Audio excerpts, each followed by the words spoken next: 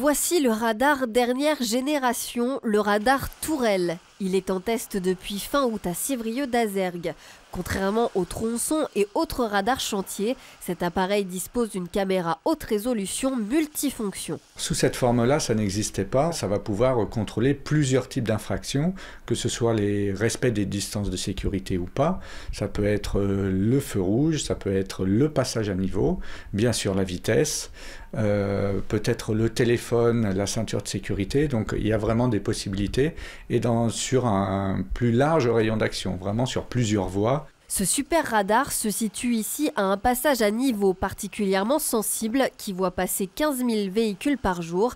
D'autres pourraient se déployer dans les prochains mois, mais tous ne seront pas répressifs. Il y aura aussi des radars leurres, c'est-à-dire que tous les radars ne seront pas véritablement équipés. Donc quelque part j'y vois un intérêt parce que le but c'est les inciter à réfléchir et à modifier leur comportement simplement par la peur du radar, parce qu'on sait que la peur du radar elle fonctionne toujours. Ce radar Tourelle est donc pour l'instant le seul de ce type à être installé dans le département du Rhône.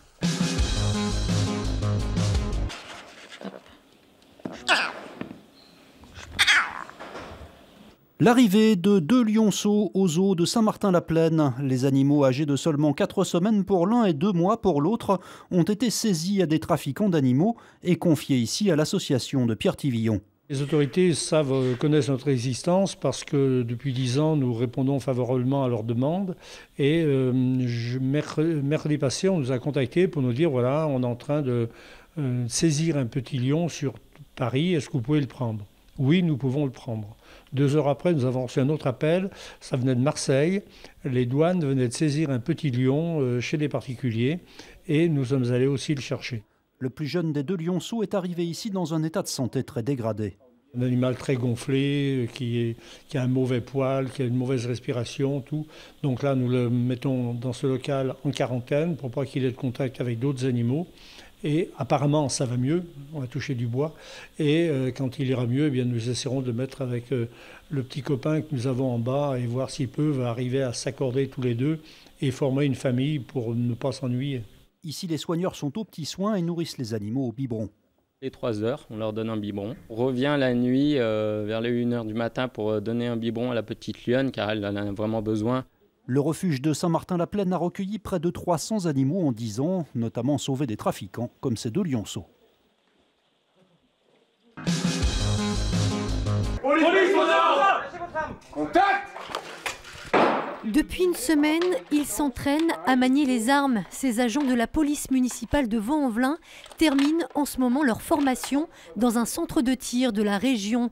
Dans quelques semaines, ils pourront donc patrouiller dans la ville avec à leur ceinture un pistolet semi-automatique. On a des apprenants qui ne connaissaient pas le monde de l'armement. On leur apprend à prendre une arme, la connaître, la mettre immédiatement en sécurité, leur montrer que c'est eux qui contrôlent l'arme et l'arme ne contrôle personne.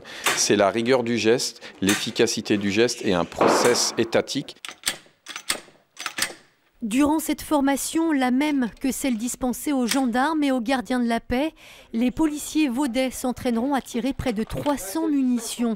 Une étape importante pour ces agents confrontés depuis ces derniers mois à une recrudescence de la violence. Il y avait une forte demande des agents pour justement être dotés de cet équipement qui aujourd'hui est nécessaire, sachant que les policiers municipaux sont aujourd'hui souvent primo-intervenants au même titre que les policiers nationaux ou les gendarmes.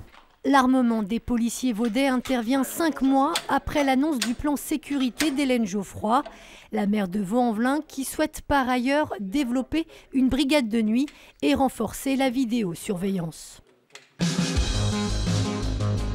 Je suis venue passer mes vacances chez ma grand-mère qui habite dans les Monts d'Or. Et voilà, on s'ennuyait un peu et quand on a entendu que la neige a été tombée, on s'est dit qu'on allait aller voir. La neige a fait le bonheur des enfants ce matin dans les Monts d'Or. Aux abords de Lyon, pas de difficultés particulières pour circuler. Les services de la métropole avaient dès hier soir procédé au salage des routes.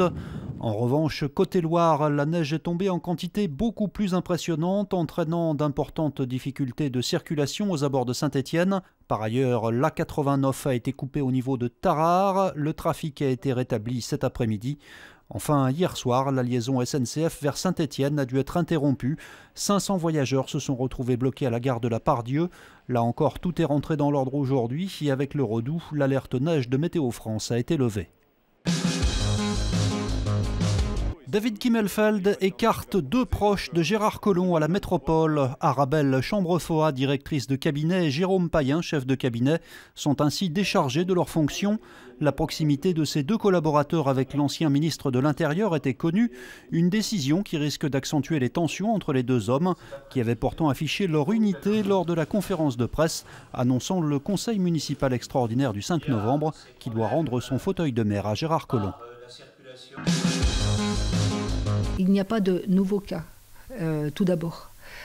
Première des choses à dire, c'est une formule. D'un point de vue moral et humain, c'est indigne d'une agence de santé d'agir comme ça. La colère d'Emmanuelle Amar, responsable du registre des malformations en Rhône-Alpes. Selon elle, l'agence Santé publique France sème le trouble et la confusion en annonçant avoir identifié 11 nouveaux cas suspects d'enfants nés sans bras dans l'Ain entre 2000 et 2014. On comprend bien qu'on cherche à mettre de la confusion, à noyer le poisson.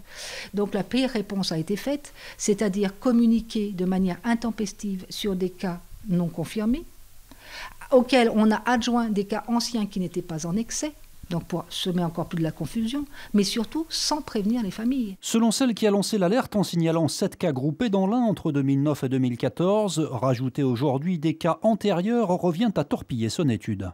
Imaginez qu'à l'époque de la canicule avec des décès, que quelqu'un vienne et dise « Ah, des décès dans les maisons de retraite, mais attendez, dans les années précédentes, il y en avait, on va les ajouter, faire la somme, et après on va les diviser sur 15 ans. Et vous allez voir, il n'y aura pas d'excès de cap dû à la canicule. » Vous comprenez le calcul ? Devant cette polémique, la ministre de la Santé a affirmé ce matin qu'une enquête était en cours dont les résultats seraient connus d'ici juin.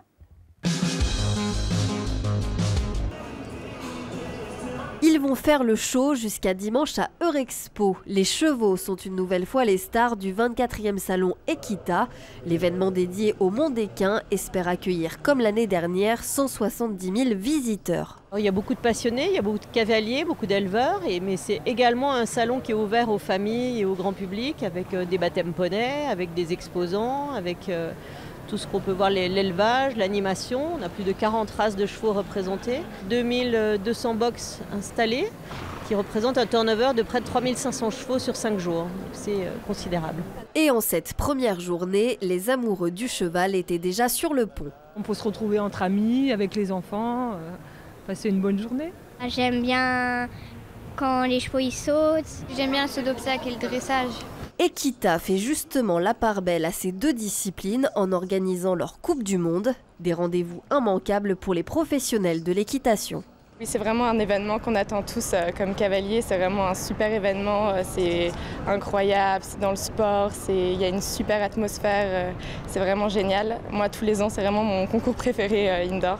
Le salon met aussi en avant l'équitation western avec un hall dédié au Far West, dépaysement garanti.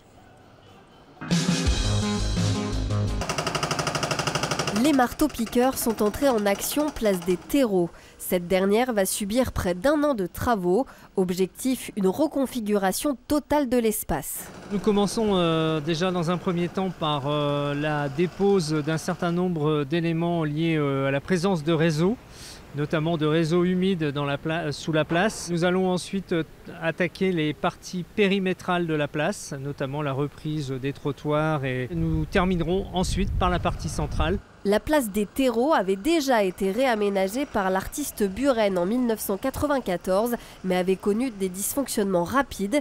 L'idée, c'est donc de les régler tout en conservant l'âme du lieu. On va retrouver le même esprit, mais dans une notion de plus grande durabilité des matériaux mis en œuvre.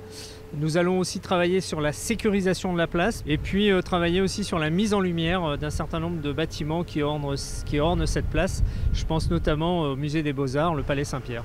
15 fontaines seront aussi installées au centre. Le chantier devrait se terminer en décembre 2019. Coût total 6,1 millions d'euros. Le vaccin quadrivalent de cette année sera meilleur en termes de protection que ce qu'on avait les années précédentes avec le vaccin trivalent. La campagne de vaccination antigrippale vient tout juste de débuter. Nouveauté cette année, un vaccin plus complet, 4 souches au lieu de 3, censé mieux prévenir l'épidémie. Il y a donc 4 valences de virus qui sont présentes dans le vaccin au lieu de 3 l'année dernière pour obtenir une réponse immunitaire plus puissante et plus adaptée à la présence des différents virus qui peuvent circuler et générer une épidémie. Le mode d'administration est le même, le vaccin est toujours aussi bien toléré. Une différence toutefois est de taille, son prix. Le vaccin coûte désormais 11,80 € au lieu de 6,35 € auparavant. C'est une augmentation qui est assez significative. Elle se justifie par le fait qu'il y a une augmentation du nombre de virus dans le vaccin. 4 virus au lieu de 3, donc ça justifie une différence de prix. Et la deuxième chose, c'est un phénomène de rattrapage sur le tarif des vaccins qui avait été inchangé depuis une vingtaine d'années. Et ce phénomène de rattrapage correspond à peu près 15 centimes d'euros par an. Il faut se rappeler que le vaccin en France reste un des vaccins le moins cher en Europe. Notez qu'il reste gratuit pour les populations à risque, ces dernières pouvant d'ailleurs toujours se faire vacciner directement chez leur pharmacien. La culture street art est une culture éphémère depuis ses débuts. Et aujourd'hui, on est confronté à des artistes qui aimeraient bien que leurs œuvres durent dans le temps. Et c'est pour ça qu'aujourd'hui, on a cette chance d'avoir un lieu très urbain et en même temps qui protège les œuvres. Le collectif lyonnais de street art Birdie Kids investit le stade de l'OL à Dessines en créant Offside Gallery, un lieu d'exposition permanent. On est dans un bâtiment absolument immense. C'est assez inédit pour la culture street art de bénéficier de bâtiments aussi grands. Et puis on sait qu'à terme, on va faire pouvoir intervenir des centaines d'artistes, ce qui fait potentiellement de l'Offside Gallery une des galeries, ou là peut-être galerie d'art contemporain urbain la plus grande au monde. Parmi la douzaine d'artistes qui a déjà commencé à investir les lieux, il y a Maxime qui met la dernière touche à sa fresque. C'était vraiment l'idée de faire une espèce de ville qui soit pas totalement Lyon entre guillemets, c'est-à-dire que je voulais pas faire le côté fresque carte postale on va dire, mais c'est plus une inspiration des rues de Lyon, de l'univers un peu ambiant. Et voilà, le but c'était de créer une ambiance un peu soir de match, tout en restant vraiment dans les couleurs, en tout cas lyonnaises, c'est-à-dire le rouge et le bleu, quoi. Les visites de l'Offside Gallery seront proposées à partir du 20 octobre, les mercredis et les week-ends. L'entrée est payante.